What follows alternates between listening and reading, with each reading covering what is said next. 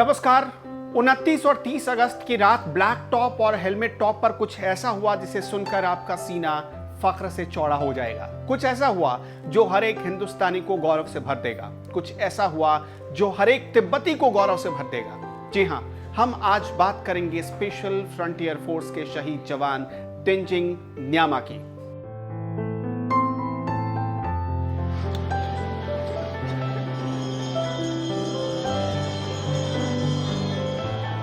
आप सबको पता है कि तेंजिंग न्यामा 29 और 30 अगस्त की रात ब्लैक टॉप और हेलमेट टॉप पर चीनी जवानों से लोहा लेते हुए शहीद हो गए थे। लेकिन जाने से पहले उन्होंने कुछ ऐसे शब्द कहे, कुछ ऐसी लाइन कही कि आज भी उनका परिवार उस लाइन को सुनकर गर्व से भर जाता है।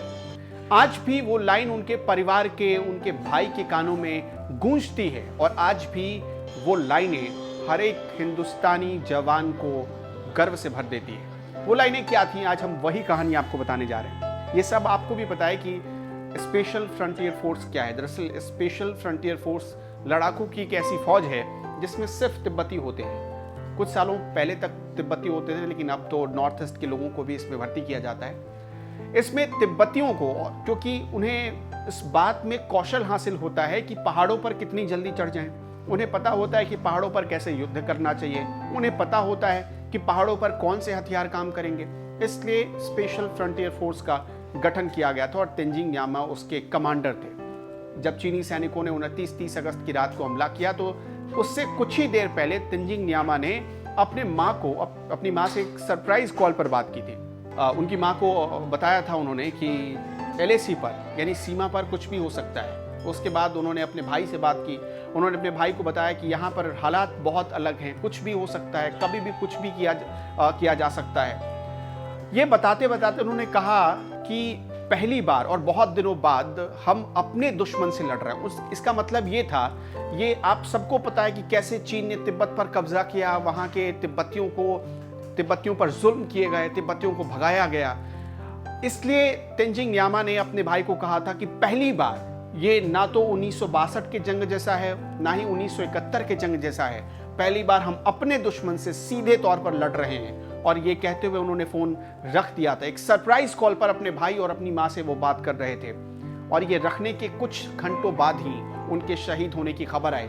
लेकिन शहीद होने से पहले चीनी जवानों के जो तंबू थे वो उन्होंने उखाड़ फेंके थे। यहाँ तक कि जो पैंगोंग त्सो के दक्षिणी इलाके थे वहाँ पर भारतीय जवानों का कब्जा हो चुका था। वहाँ की सबसे ऊंची चोटी पर तिरंगा लहरा रहा था। ये अपने आप में बहुत बड़ी बात थी।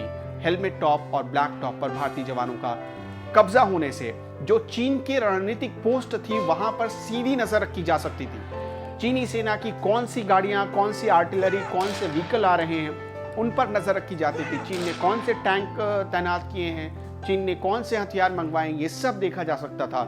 इसलिए ब्लैक टॉप और हेलमेट टॉप पर कब्जा बहुत जरूरी था। और अपने दुश्मन से लड़ते हुए तेंजिंग न्यामा शहीद हो गए थे। लेकिन जाते जाते हमने वो भी तस्वीरें देखी कि जब उनकी आखिरी विदाई हो रही थी तब एक एक तिब्बती, एक एक लद्दाख के लोग किस तरह सफेद कपड़ा बांधकर तेंजिंग न्यामा अमर रहे का नारा लगाकर उन्हें आखिरी विदाई दे रहे थे। हमें उन तस्वीरों को आज देखना चाहिए और हमेशा देखना चाहिए, ये समझते हुए कि LAC पर कैसे एक एक जवान अपनी वीर गति देकर हमारे देश की सरहद की हिफाजत करता है।